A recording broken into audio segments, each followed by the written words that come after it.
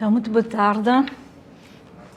Muito obrigada por tudo quanto, de facto, pude também recordar, aprender com as vossas apresentações.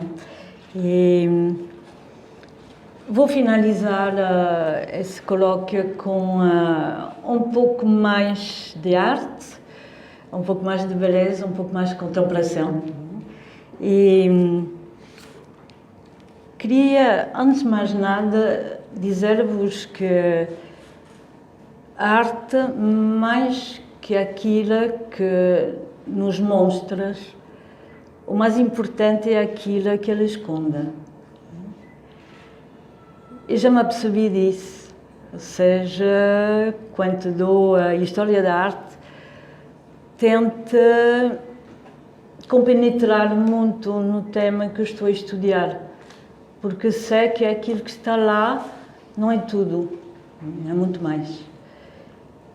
E Leonardo da Vinci foi, sem sombra de dúvidas, o mestre dos mestres, ao revelar-nos, através de um véu muito subtil, tantos e tantos conhecimentos que ele soube também trazer para o seu tempo, que não são do seu tempo, são de todos os tempos.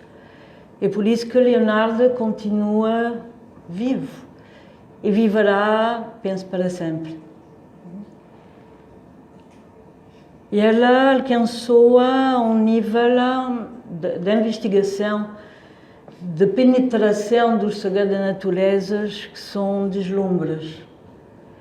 E eu vou procurar, não vamos ter muito tempo, mas vou-vos pedir de fazer um pequeno exercício também, que é, depois de sairmos aqui deste encontro, de passar novamente para a exposição, ver com mais atenção algum dos painéis que estão lá, onde poderão também ter um melhor grau de aproximação com aquilo que está por detrás da imagem. Vou começar, vou fazer praticamente só uma análise mais ou menos breves de 3 grandes temas de Leonardo. Não que fosse os únicos, eu penso que todos os quadros de Leonardo falam-nos. Mas escolhia a Gioconda, escolhia Bacchus e escolhia também São João Batista.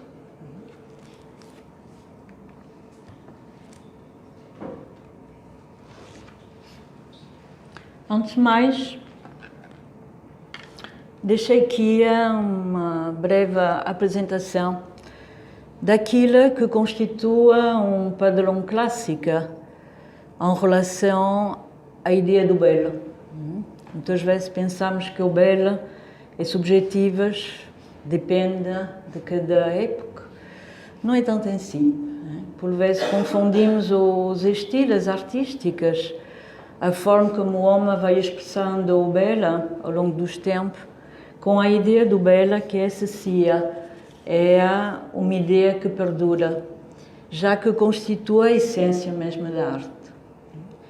Pronto, o belo é associado à ideia, à estética, que é a forma como captamos a arte, como a sentimos também, efeito de emoção, de sentimento, vai representar o mundo da alma humana, e o corpo em si é o objeto que serve de modelo, que serve de suporte para que o belo possa expressar-se. Leonardo dizia uma coisa muito curiosa, e já que se falou muito sobre a óptica, sobre a visão, ele dizia que existem 3 tipos de pessoas. Existem as pessoas que veem, são raras. Existem também as pessoas que veem quando se lhe aponta, quando se lhe mostra. E também existem as pessoas que não veem. Talvez possamos na do meio, não é? Porque nem todos são videntes, nem todos têm a capacidade de ver por detrás da imagem a ideia que está por detrás e que quer, não é, expressar-se, mas pelo menos ao mostrar, a insistirmos, podemos assim nos aproximar. Falou-se muito sobre a genialidade de Leonardo e eu, se você me permite, já que quando leciono História da Arte, nunca me limito exclusivamente às artes plásticas, figurativas. Eu procuro sempre alcançar esta arte que é uma linguagem universal, seja ela através da música, da literatura, da poesia, das artes figurativas, da arquitetura, da ciência. No nível no qual Leonardo levou a ciência é pura arte.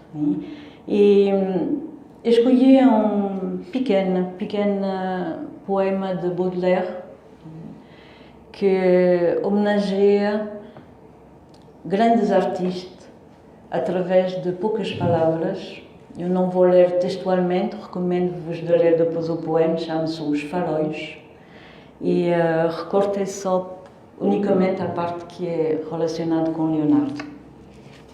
Dizem assim: Da Vinci, esta sombria espeias, quão profundo, onde anjos amorosos sorria docemente, sobre os mistérios fulgurantes deste mundo e do inferno gracialas que desce de repente. Sons ecos percorrendo infinitos labirintos, ópios divinos para os corações mortais. Senhor, eu sei que o homem nenhum jamais vos dará testemunho melhor da vossa dignidade, que esta ardente soluço a correr de era em eras, para morrer à luz da vossa eternidade. Poema belíssimo de Baudelaire, que nos comove profundamente.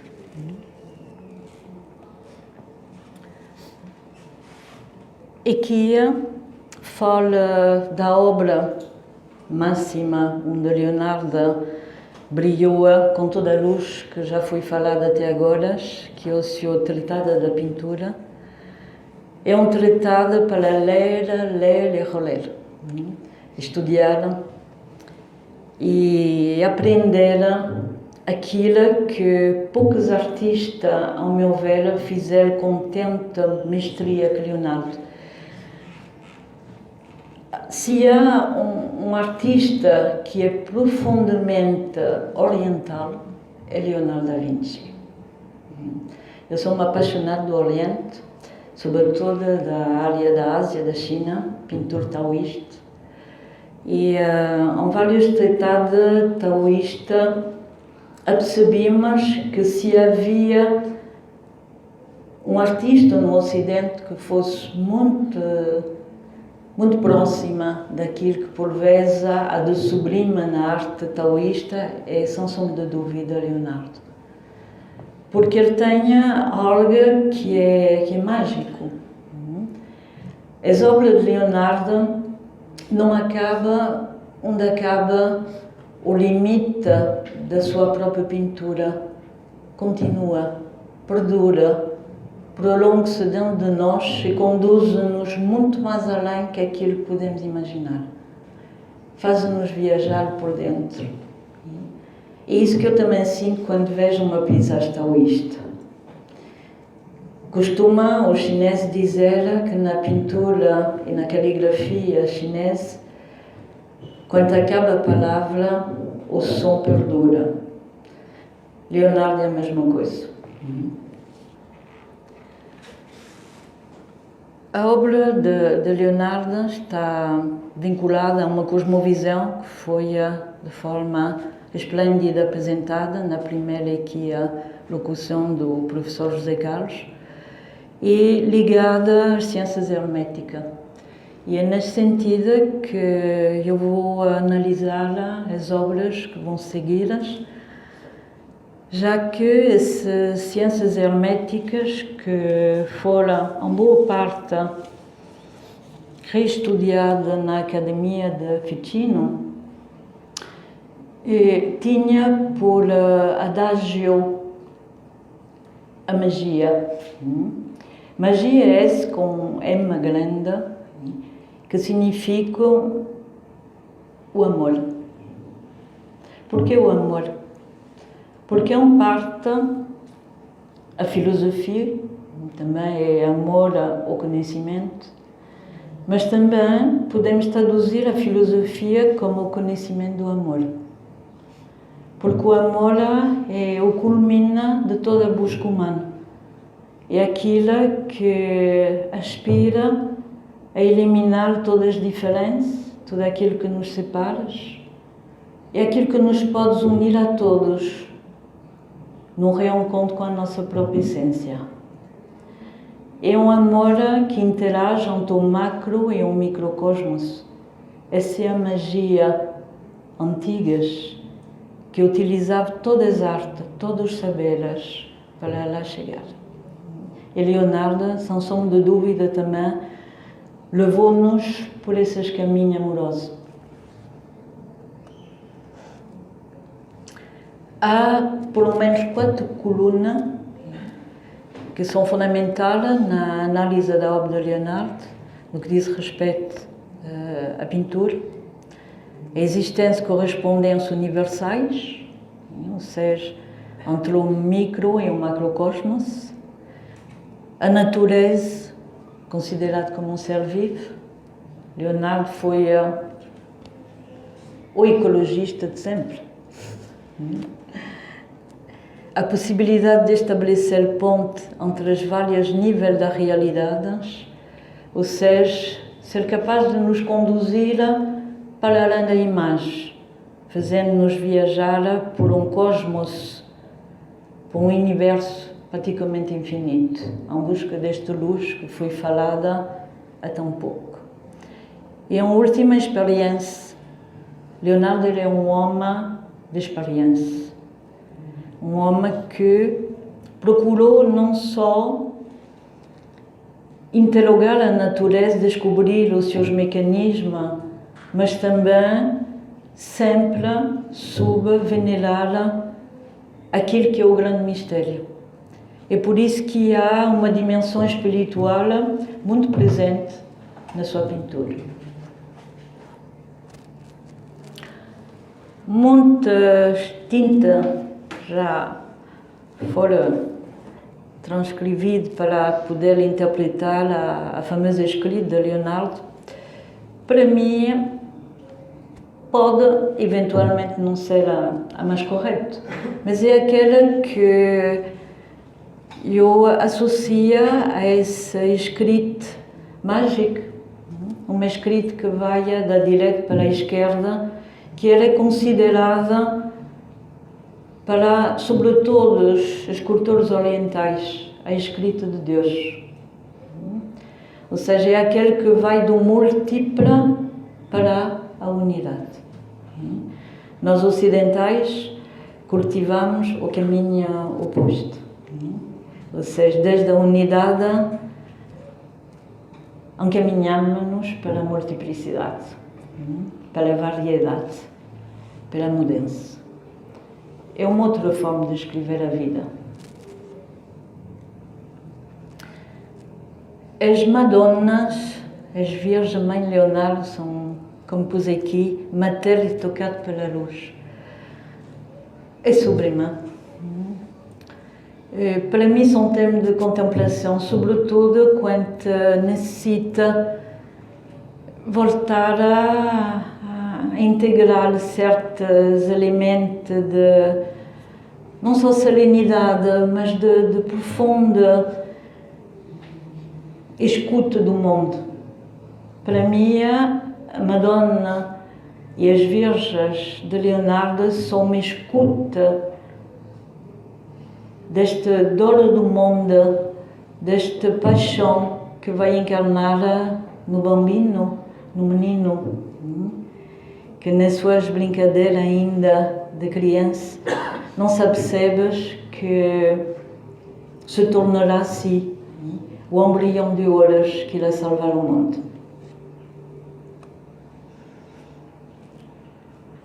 Sobre a ótica, pois não vou falar porque acho que foi bastante bem desenvolvida, até pouca todo o tratado de anatomia, mas esta frase, esse pensamento de Leonardo é belíssima e retrata bem aquilo que eu dizia há pouco, que a arte também é um caminho de realização espiritual, enquanto o Senhor, que é a luz de todas as coisas, condescenderam a iluminar-nos, eu revelarei a luz.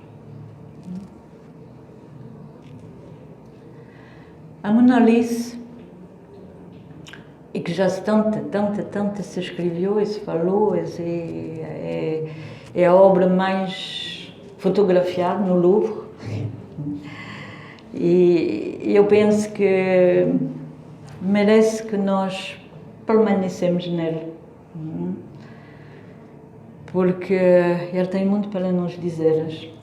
Eu simplesmente posso dizer que é uma mente de êxtase indescritível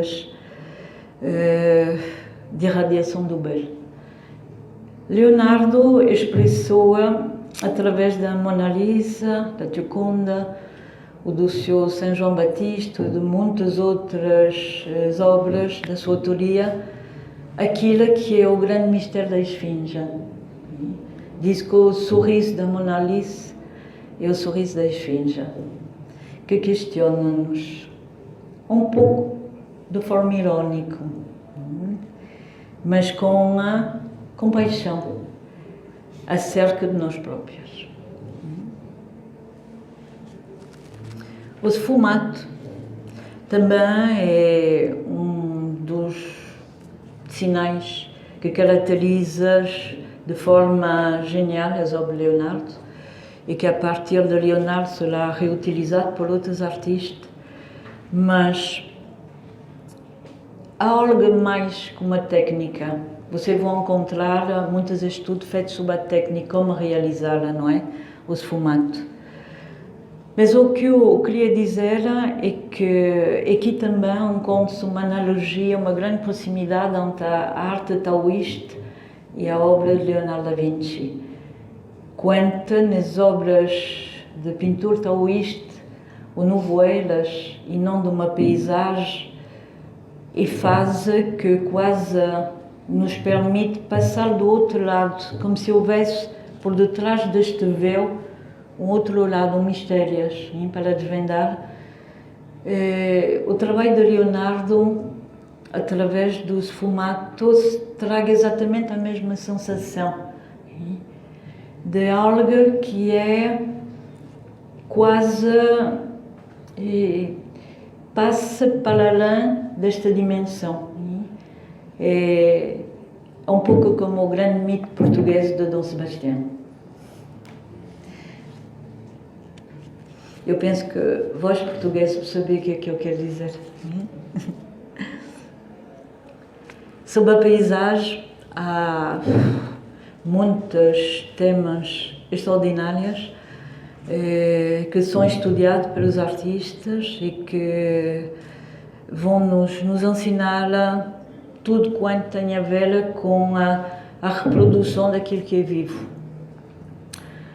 O Chia, na China, chama-se energia, nós aqui chamamos prana, pois há pouco José falava que Leonardo conseguia transmitir essa corrente de vida nos seus desenhos, e em todas as pinturas de Leonardo sentimos o Chi, sentimos o prana, sentimos a vida, o ritmo, a pulsão do coração daquela que estava totalmente dada e entregue à sua obra.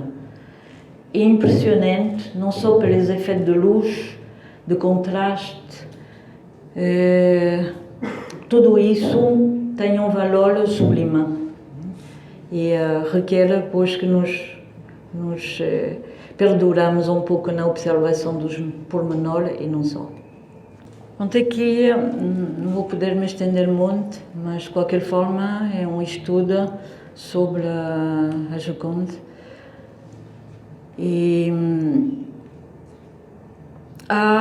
para além do retrato, há um conjunto de indicações que são transcritas e que expressam muito bem aquilo que é o alfa e o ômega, o princípio e o fim de todas as coisas. Há uma pirâmide que é encarnada pela representação dessas belas mulheres e o processo da luz, que também vai sendo distribuído pelas tonalidades em grande contraste de claras e escuras, que são também importantes. Vou passar para mais temas.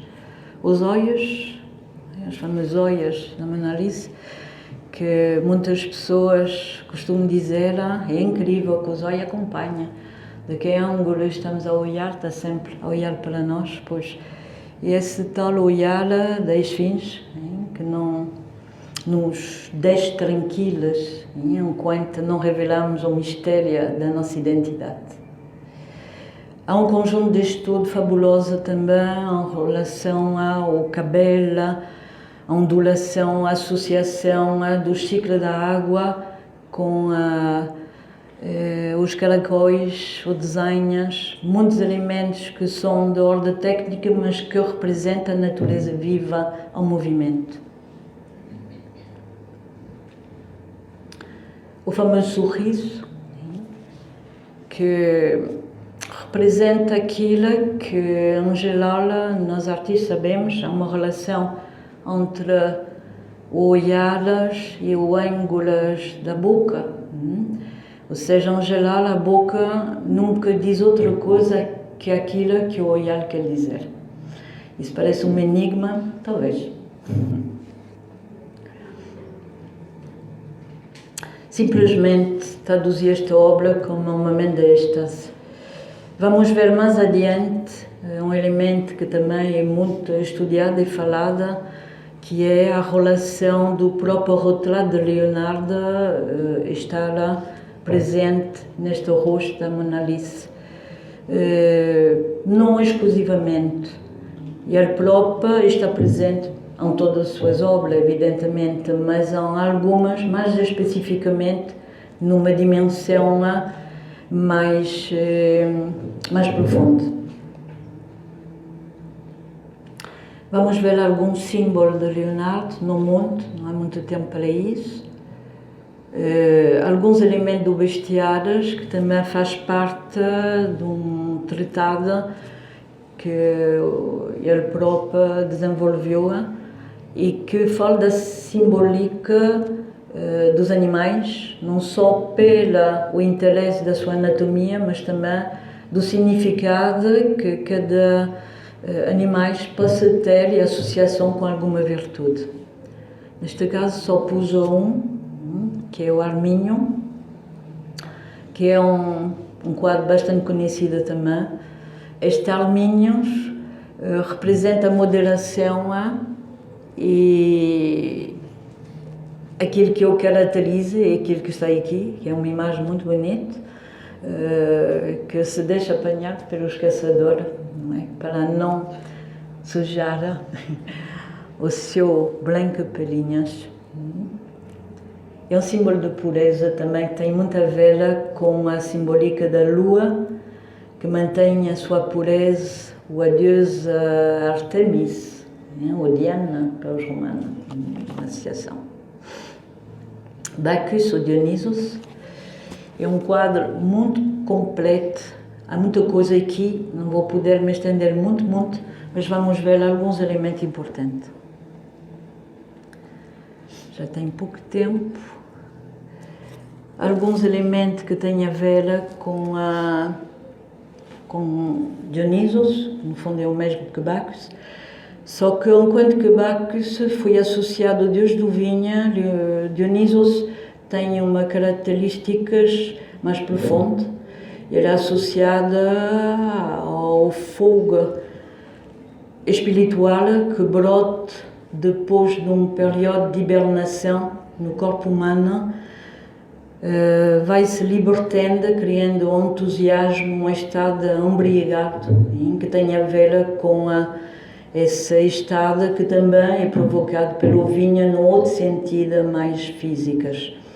Alguns animais presentes neste quadro, como o veados, o urso, são muito claros sobre alguns elementos simbólicos ligados à linguagem hermética que está associada ao culto de Dionisos.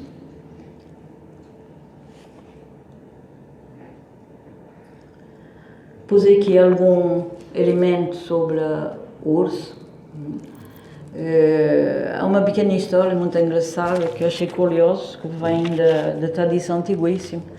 Diz que o urso, quando entra no período de hibernação, porque representa a natureza que entra agora nesta fase de retira-se para dentro, que é um pouco como o caso também daquilo que acontece no equinócio do outono, não é? Que atravessamos há poucos dias, onde a natureza vai recolhendo as suas potências, as suas forças vivas, para depois na primavera poder renascer de novo. Há um simbolismo muito profundo aqui de morte aparente até o renascimento, que tem a ver com o renascimento espiritual que ocorre no equinócio da primavera. E o urso diz que vai, quando sai do seu período de hibernação, vai libertando as almas que ela reteve prisioneiras durante todo o inverno, permitindo em si que possa também partilhar desse renascimento primaveril.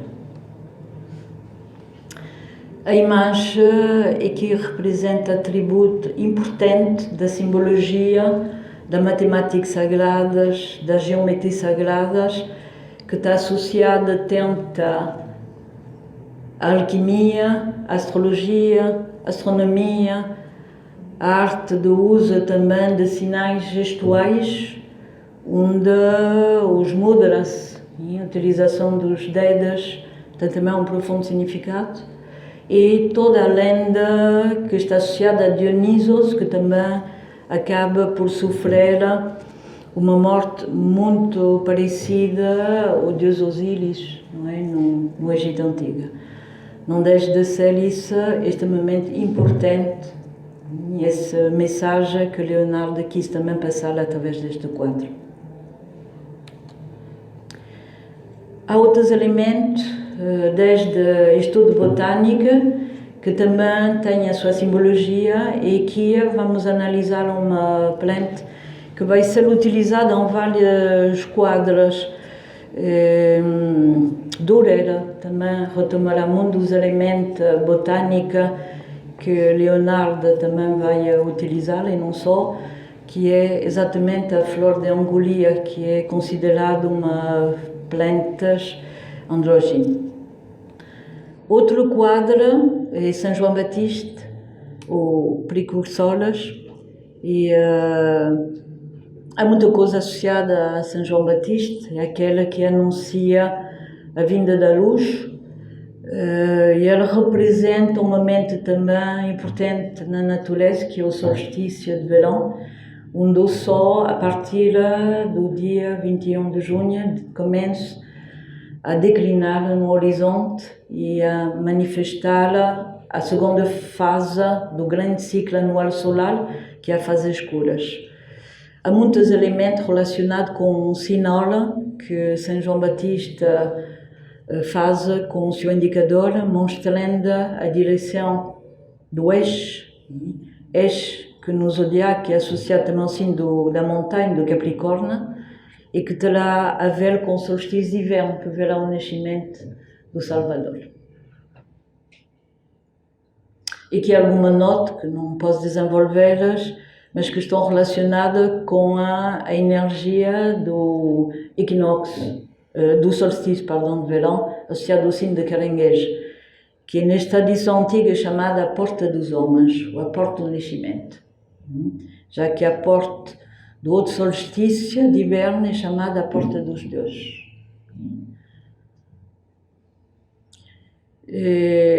São João Batista, pois será também decapitado.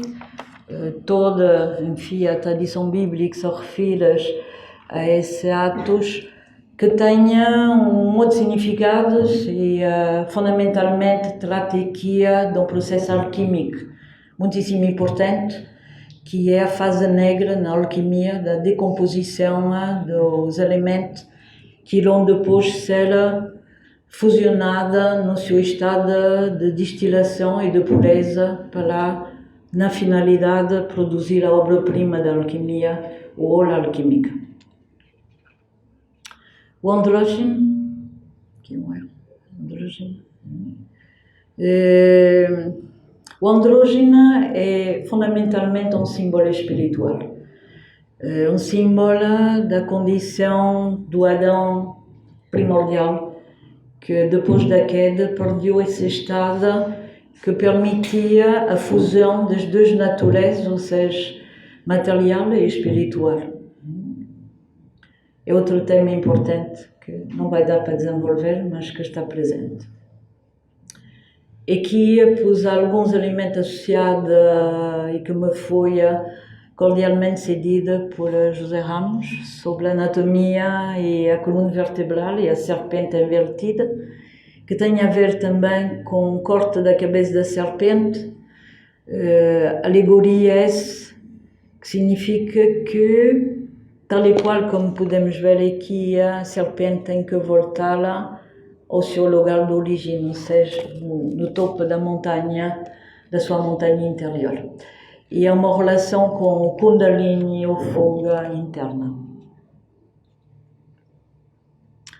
E aqui também a relação, a análise das duas serpentes, Inda, Pingala, com Caduceus de Mercúrio, ligada às ciências herméticas, as Virgem Negra, que também tem a ver com esta fase inicial da alquimia até a operação branca, e por último o Lapis Christus, o Salvator Mundi, que é a última e a obra final que caracteriza no fundo o processo da alquimia espiritual.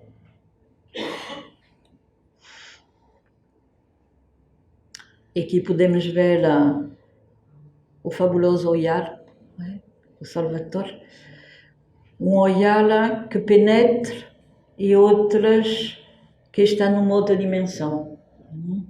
É um olhar único. Há quem diz que tinha estrabismo, mas é muito mais que estrabismo, desculpem-me. Cada um verá o que quiseres, mas se olhar atentamente, ele penetra-vos dentro. E finalizo aqui de forma muito rápida aquilo que me despertou enquanto tema de investigação, essas obras de Leonardo. Gostaria de ter ainda muito mais anos, não é, para me dedicar a mais obras de Leonardo, porque todas elas têm a ver com o nosso processo interior, com esse desejo de caminharmos na busca desta verdade que constitui-se o amor, esse amor que une os homens, que tanto faz falta no mundo de hoje. Se nós pudéssemos reconhecer a importância que tiveram esses grandes artistas no seu modo educador, neste modo de nos obrigar também a ver. Lembrei-vos daquilo que dizia no princípio, aqueles que não vê simplesmente, mas há outros que, se lhes apontarmos, eles vão querer ver. É só isso que queria vos dizer. Eu espero que pude ajudá-las a ver um pouco mais além que a própria imagem, que as próprias obras de Leonardo, e que essas obras possam falar convosco também. Obrigada.